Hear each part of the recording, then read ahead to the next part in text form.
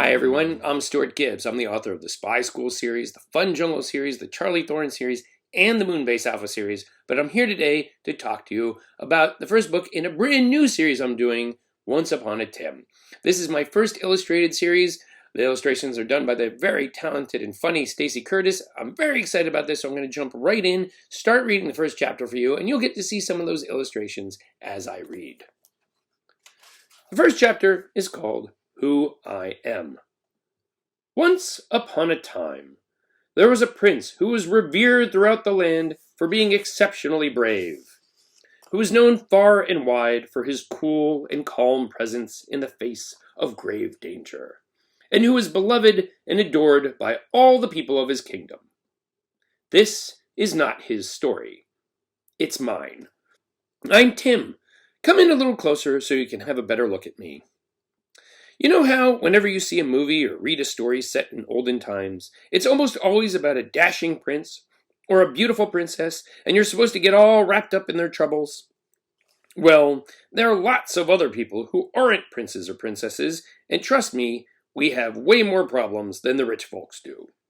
We're called peasants, and being a peasant stinks. To start with, we're all really, really poor. See those clothes I'm wearing? Those are the only clothes I own. I've been wearing the same outfit for 2 years, and it was a hand-me-down from a cousin who wore it for 2 years before me. All the princes and princesses live in castles with hundreds of rooms. I live in a hut. See? You might be thinking to yourself, gosh, that's awfully small, but it looks pretty cozy. Well, it's not. For example, look at the windows. Oh, that's right, you can't, because there aren't any windows. Peasants can't afford fancy stuff like glass, which means that any animal that wants to get in your house can do it. Flies, lice, raccoons, muskrats, wild boars, the occasional dragon. While I'm on the subject, here are a few other things we don't have. Air conditioning, heaters, refrigerators, television, internet, bathrooms. Yeah, you heard that right. We don't have bathrooms. No showers, no sinks, no toilets. All right, I'll admit, the princes and princesses don't have flush toilets either, but they at least have separate rooms to do their business and professional wipers to clean them afterwards. But the worst part of being a peasant isn't really what we don't have. It's what we can't do.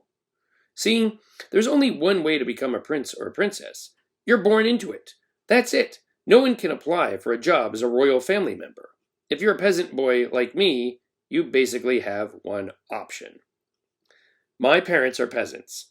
So were their parents, and their parents before them, and so on, and so on, and so on, going all the way back as far as anyone can remember, which, given that there aren't any history books readily available, is about 70 years. There's nothing you can do about it. Almost. It turns out there is one way a peasant can change his lot in life. It isn't easy, though. In fact, it's extremely dangerous, ridiculously, terribly, insanely dangerous. But if you're smart, brave, confident, trustworthy, honest, and if you don't die in the process, then you might be able to pull it off. I was willing to give it a shot. Because, like I said, being a peasant stinks. Okay, I'll admit, some people are content with peasantry, like my parents, and all my uncles and aunts, and all my distant cousins, and most of my neighbors. But it just wasn't for me.